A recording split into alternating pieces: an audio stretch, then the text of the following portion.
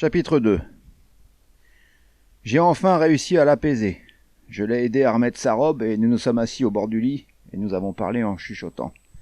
Son prénom, c'était Mona, et elle avait le même nom de famille que sa tante, Farrell. Du moins, c'était tout ce qu'elle savait. C'était tout ce que la vieille garce lui avait dit. Elle ne se souvenait pas d'avoir jamais vécu avec quelqu'un d'autre.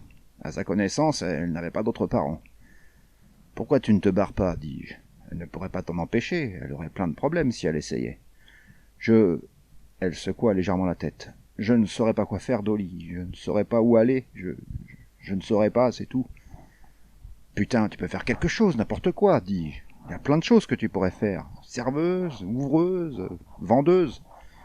Femme de ménage, si tu ne trouves rien d'autre. »« Je sais, mais... »« Mais quoi ? Tu peux y arriver, ma chérie. Rien ne t'oblige à lui dire que tu pars. Tu te casses et tu reviens pas, c'est tout. De temps en temps, tu sors, n'est-ce pas ? Elle te garde pas tout le temps enfermé. » Non, oui, elle acquiesça.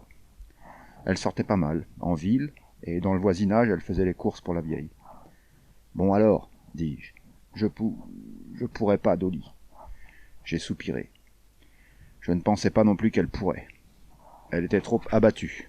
Elle manquait complètement de confiance en elle. Si quelqu'un pouvait la sortir de là, s'occuper d'elle jusqu'à ce qu'elle se reconstruise un peu. Elle me regardait en s'excusant, humblement, les yeux suppliants. J'ai regardé au sol. Merde alors, qu'est-ce qu'elle attendait de moi de toute façon ? J'en faisais déjà beaucoup plus que je n'aurais dû. « Eh bien, dis-je, pour l'instant, ça va bien aller pour toi, je vais te laisser l'argenterie. La vieille ne saura pas que... Elle va te laisser tranquille un moment. »« Dolly. Ça serait peut-être mieux que tu m'appelles Franck, dis-je, en essayant de l'éloigner du sujet principal. Dolly. Je me suis payé ma propre tête. Dis-moi, c'est pas un méchant surnom pour un grand moche comme moi ? Tu n'es pas moche, dit-elle. Tu es jolie. C'est pour ça qu'on t'appelle comme ça ? Parce que tu es tellement...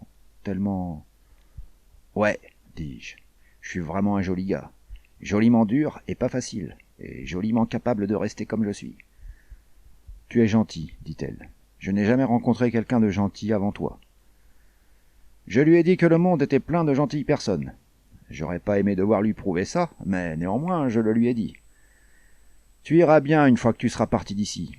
Alors pourquoi tu ne t'accordes pas un repos ? Tu veux que je t'en donne un ? Je peux dire aux flics que... Non ! Elle me serra le bras si fort que j'en fis presque un bond. Non, Dolly, promets-le-moi. Mais, bébé, dis-je, c'est que des cracks ce qu'elle t'a raconté. Ils te feront rien, c'est elle qui... Non, ils ne me croiront pas. Elle leur dira que j'ai menti, et elle m'obligera à le dire, et ensuite, quand je serai seul avec elle... Sa voix s'éteignit dans un silence de terreur. Je l'ai reprise dans mes bras. D'accord, ma chérie, dis-je, je vais réfléchir à quelque chose d'autre. Tu restes tranquillement ici et... Je me suis tu, en repensant à la rapidité avec laquelle la vieille m'avait fait son offre. Tu as déjà eu la même chose à faire avant, Mona ? Elle t'a déjà obligé ? Elle ne dit rien, mais elle hocha la tête. Un léger rouge se répandit sous le blanc délicat de son visage. Avec des gars de passage comme moi ? Un autre hochement de tête hésitant. La plupart. Ça, c'était bien, si vous voyez ce que je veux dire. Un jour, sa tante tomberait sur le mauvais gars, le bon plutôt, et elle irait en tôle illico presto. Eh bien, elle ne le fera plus, dis-je. Non, je vais pas t'abandonner. Tant qu'elle pensera que tout se passe bien. C'est comme ça qu'on va faire, tu vois. Je vais revenir avec plein de jolies choses et personne ne t'embêtera. Elle leva à nouveau la tête et ses yeux cherchèrent mon visage. Tu vas faire ça, Dolly ? Tu vas revenir ?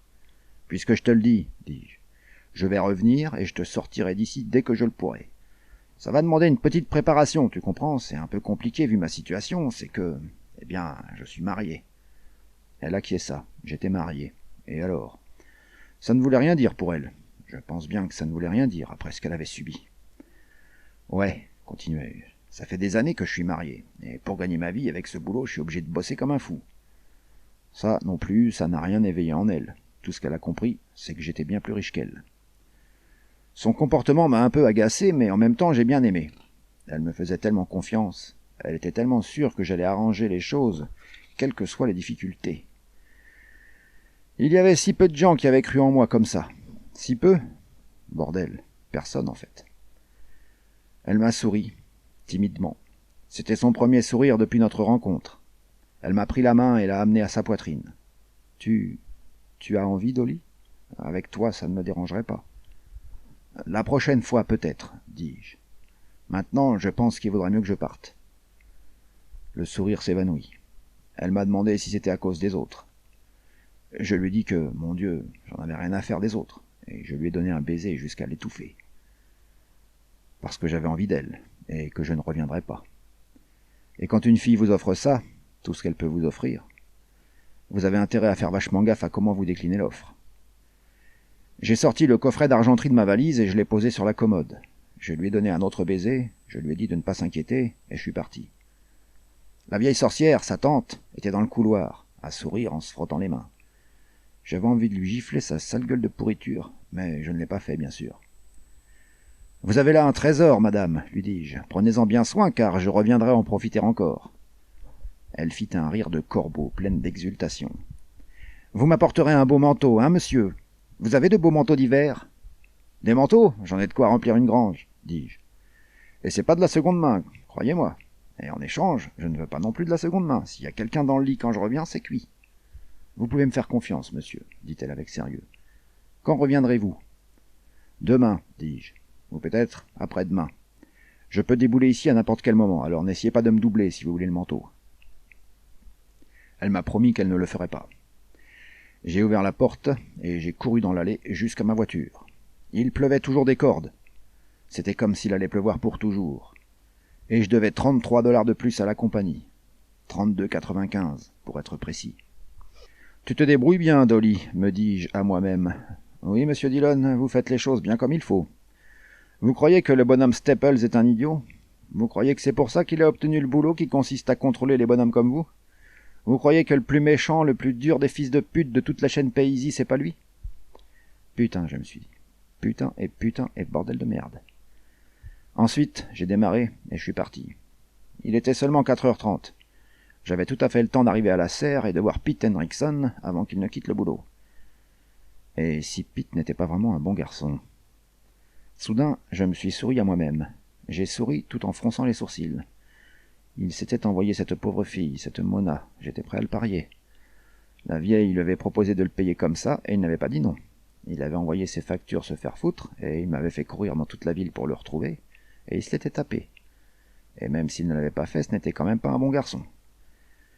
Et j'avais besoin de chaque cent qu'il nous devait. Je me suis garé devant la serre, devant le bureau plus exactement. J'ai mis la main dans le vide-poche, j'ai sorti une liasse de papier, et je les ai rapidement feuilletés. J'ai trouvé son contrat de vente, un contrat qui incluait la saisie sur salaire. Il fallait un peu chercher à cause des petits caractères, mais c'était là. Tout ce qu'il y avait de plus légal et bétonné. Je suis allé dans le bureau et j'ai présenté le contrat au patron de Pete. Il a payé comme une machine à sous. 38 $, et sans discuter. Il a compté la somme devant moi, et puis j'ai recompté. Et pendant que j'étais encore là, il a demandé à une secrétaire d'aller chercher Pete. Je me suis dépêché de compter et je me suis cassé. Les saisies sur salaire et les tiers payants, naturellement, les employeurs n'aiment pas ça.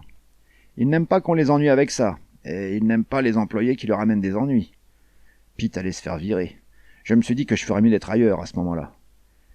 J'ai roulé jusqu'à un bar à bière, quelques blocs plus bas dans la rue. J'ai commandé un boc, je l'ai emmené avec moi jusqu'à une banquette du fond, et j'en ai descendu la moitié, d'une seule traite. Ensuite, j'ai posé un contrat vierge sur la table et j'ai fabriqué une vente en espèces au nom de Madame Farrell pour 32,95 $. Ça me faisait un problème en moins, celui du service en argent, et il me restait 5 $.